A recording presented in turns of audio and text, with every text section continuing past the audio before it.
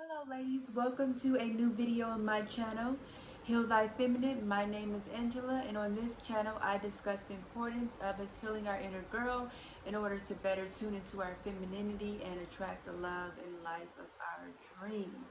So let's jump right into it. Today's topic is traumatic boundaries.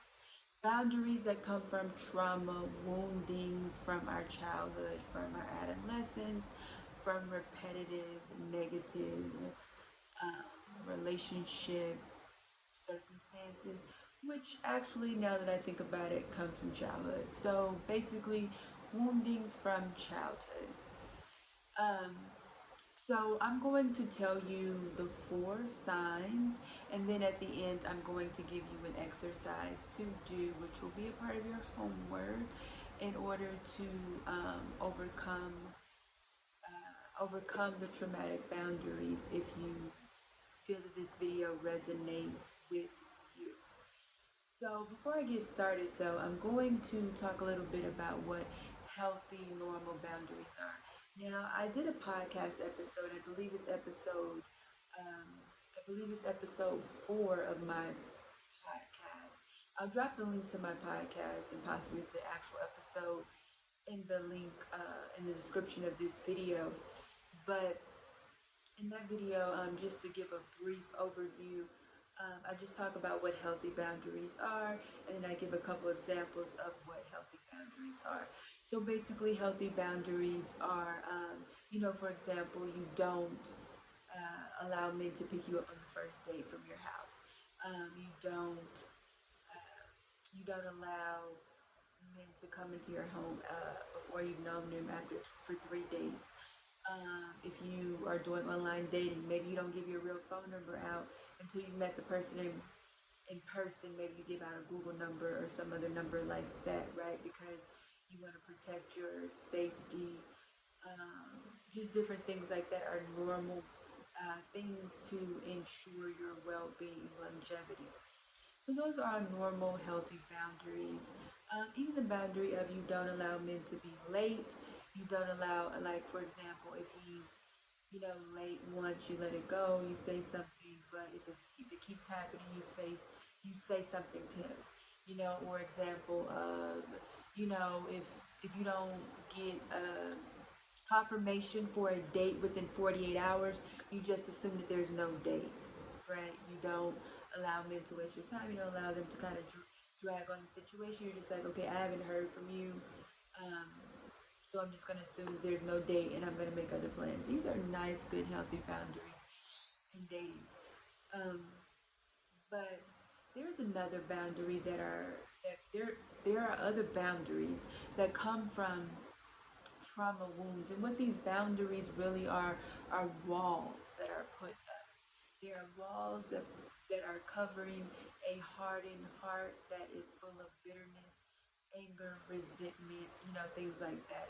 Just feeling like a victim, just different emotions like that. And kind of what is trying to be done is that you're trying to keep away the situations and the men that will cause you to feel like you felt in the past, right? Which is maybe you felt like a fool, maybe you felt, um, utterly heartbroken, you felt deceived, manipulated, abused, and so you don't want those situations to happen to you again, which is completely and utterly understandable.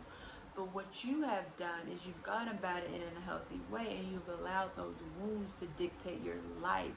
And so your boundaries are coming from a place of woundedness instead of whole, healing, positivity, right? So so what you want to do is okay, so I'm going to say something else first. So what happens a lot of times is that women think that they are um, keeping away a certain type of man, let's just say an F-boy, a Dusty or something like that, by having these strict, very rigid, traumatic boundaries. But what they're really doing is attracting those type of men to them, because those type of men in and of themselves are generally wounded themselves. So wounded and wounded comes together, right? Heal and heal comes together, whole and whole comes together. So the type of men that you're trying to keep out are exactly the men that you're going to bring to you when you have these walls up that you call boundaries. um, you're not gonna attract the whole healed man because he's gonna see a woman like you as difficult and he's just gonna go about his business if he even comes into your reality to begin with, which generally they don't. But if in some way they do, you will kind of run them off with those very, you know, kind of difficult situations and self sabotaging that you may do with those type of boundaries.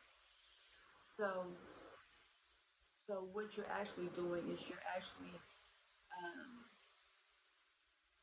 defeating what you really want to accomplish, right? You want to protect yourself from never experiencing the pain, the hurt that you experience, but you just keep repeating the cycle of bringing it back to you. One thing that I want everyone to really understand when it comes to the inner girl is that the inner girl is really about cycles. So she's just never going to stop bringing you in experiences for you to heal, right? If you keep experiencing the same thing, it's something that you need to really take awareness of and really sit down and take a moment to heal it. Now, on this channel, I really want everyone to understand how I just don't give you definitions. I just don't tell you things. I just don't have tell you what things are. I just don't, do that type of thing.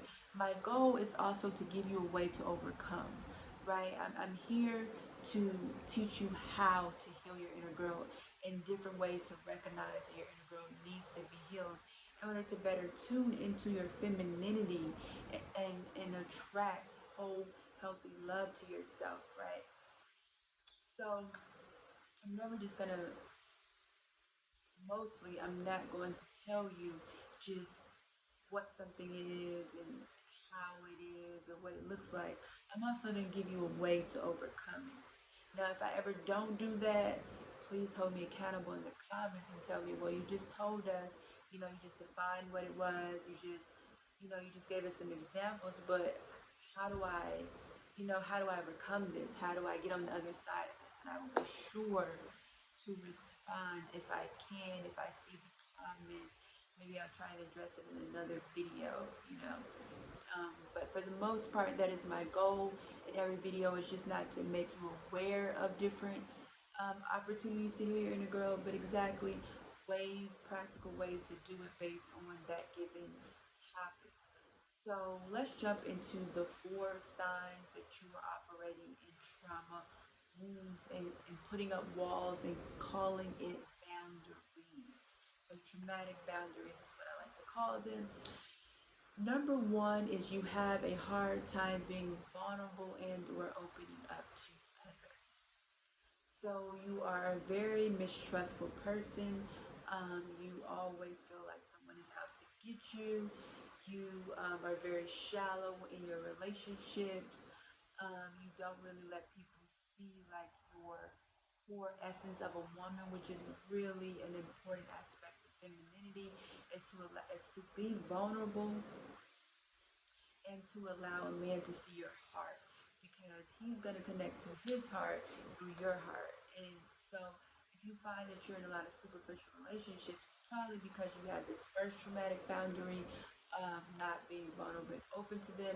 And since he isn't able to see your heart, he's not connecting to your heart, and therefore he isn't connecting to his own heart in your presence, and he's not able to fall in love with you and make a real emotional connection.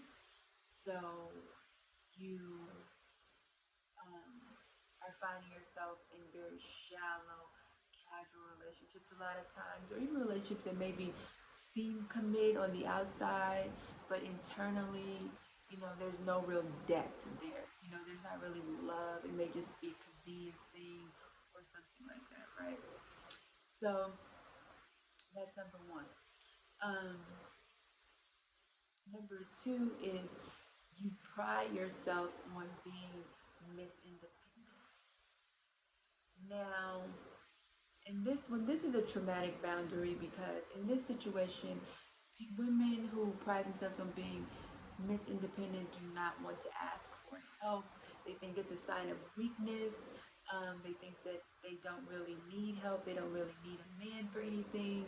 That they can do everything that he can do or better, or they just don't all around need him except for maybe superficial things like sex or something like that, right? But I make my own money, I pay my own bills, I can open my own pickle jars, I can change my own tires, I can get up under the hood like any man. What do I need a man for, right?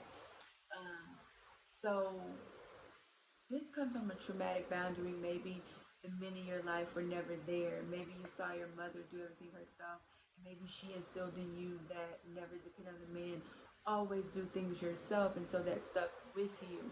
But what you're really doing is I'm sure if you look back on your life, especially if this moon applies to you, is that a lot of the men that you brought in are men that you've had to help, men that really couldn't help you even if you wanted them to help you, right? They don't have a job, they don't have any real prospects, they don't have a purpose. They may have certain addictions, they may be narcissistic, they just be very inconsiderate, they may have abusive tendencies. So these are the type of men that they can't help you, but they're mirroring back to you that you don't feel that you deserve help. Really, what this is all about deservedness.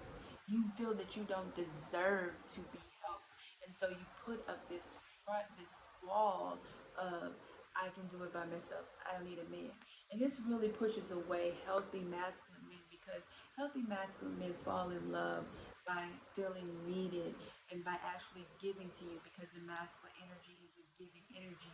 So if you don't allow a man to give to you when he is trying to give to you, or giving them an opportunity to give to you, then he isn't falling in love. And if you do have a relationship with a masculine man, it will be a very superficial relationship. It's most likely built on lust and infatuation. It will not go anywhere in the long term because he will wake up and realize that he's not in love with you because his masculinity did not win you over. If a man does not use his masculinity to get you, then he will forget you easily. So you are attracting men who basically use you. You're keeping away the men who want to be useful to you. Um, Number three is your cut-off game is stronger than titanium. So in this example, you find it very easy in your first recourse is to cut someone off, and you really pride yourself on being a savage, on like you don't take anything from anyone. If anyone does anything that you don't even like if they say they're going to call you at 8 o'clock and they call you at 8:04, your cutoff game is strong. You're blocking them, you're deleting them, and this is extreme opposite of a doormat, but really they have the same issue, right? Is that they are afraid to be hurt, so they take it to the extreme. One is operating in wounded masculine, one is operating in wounded feminine. Wounded feminine is the doormat, wounded masculine is the cutoff queen. The cutoff queen. And she does this with anyone. She does this with men, she does this with her friends, she does it with family, co-workers, anyone in her life. Instead of being handling relationships in a normal, healthy way and having discussions with the person and give them opportunity to correct their behavior. And after a couple times, then removing yourself from the situation, but doing it in a tactful way, not doing it in a resentful or angry or I'm just done. I'm gonna cut them off like that prideful, just very bitter. Bitter is the word. Very bitter way. Very, just very hurt way. But it's covered in um, hardcore strength. But it's not really strength. It's just weakness turned inside out to look like strength. Right? That savage mentality is just weakness turned inside out to look like strength. That's basically what the modern day self-titled savage is, or unbothered person. I think I did a video on unbotheredness. So again, in this situation, you also will be attracting men into your life that will test your savageness. So these will be men who will come into your life and completely wreak havoc. They will be the narcissistic men. They will be the manipulators. They will be abusive men. This type of woman attracts a lot of cheating type men. Men who just really don't respect her because, it's really you holding up a mirror saying that I don't trust myself. I don't have enough love for myself to just remove myself when my needs are being met in a loving way. But before even having to do that, having discussions, healthy discussions, letting someone know how I feel, giving the opportunity to correct the situation, having a mature adult conversation with that person, telling them how I feel, and then giving them a few opportunities to correct the situation. Now, if they don't, by all means, you do remove yourself, but you do it in an attitude of, I wish you well, no hard feelings. You know, you aren't right for me and I'm not right for you, right? But not that bitterness that comes from the cutoff point, right? And this is an unhealthy boundary because you are ultimately keeping love away. You are bringing into you men who are going to test that. They are going to be the men who are not going to get a lick about you and use you up. So I'm telling you, these walls that you build up from traumatic boundaries are very flimsy. They are definitely not the Great Wall of China. They're more built out of foam. They're foam walls that come in the Play-Doh and the kids set, right? They're just like, they're easily knocked down. So they're because they're not healthy. They don't have real root. They don't have real attachments. So they're easily knocked down. And the men that can smell the foam in your foam walls, be the men that will come to you. Healthy men will not come to you, and if they do, they will not be able to connect with you, and they'll have a very superficial relationship with you, which I said will basically be based on lust and infatuation. Now, the fourth boundary, traumatic boundary, sign of a traumatic boundary is you are resentful, vengeful, bitter, and or angry. Okay, um, that is your dominant mindset. That's your dominant lens that you see life through, and basically, forgiveness is a foreign language to you. You do not think that people deserve forgiveness. You don't even like acknowledge that you know forgiveness is like, what is that, Spanish, French, those that situation, like you just want to hold on to the pain, you feel self-righteous in your pain, you feel like you deserve to have that pain, right? So that is the cut, that is sign number four, that you have traumatic boundaries, right? It's that you're just that woman that's on social media, saying all men ain't, and all men ain't this, and all men ain't that, and all men cheat, and then you're the bitter woman that's telling women, you know, not to give their heart away and to always be on guard. And you're that woman that's like, oh, you better be a savage. You better not let these men play you. Just, all of your words are just filtered through um, being a martyr, really. Being a martyr. Even though it seems like martyrs, people usually think of martyrs as like closer to doormats, but there's different form of being a martyr. And this type of woman is also a martyr because she's laying herself out there to bear and for people to see her trauma in hopes of redemption. In hopes of redemption. But that's not how you get redemption because, again, in all four of these signs, you're still going to attract men that are unhealthy and unhealed, and they're just going to keep reflecting back to you this trauma. And then there are just going to be more reasons to be angry, more reasons to be um, vengeful, more reasons to be resentful and bitter. Like it's just going to be a complete never ending cycle until you take a second to heal your inner girl. So now in this part of the video, I want you to give me one takeaway. If you want to give me more than that, obviously please do, but give me your biggest takeaway so far in this video. If you have not done so already, please give this video a thumbs up and make sure you subscribe to my channel and make sure you also hit that bell icon so that you can get notified when I make new videos. Now I'm going to give you your homework assignment to overcome these four signs of trauma boundaries. So what I want you to do is I want you to really think of the four signs that resonate with you. If all four resonate with you, if one, two, or three resonate with you, really look at the ones that resonate with you. That's the first part of this.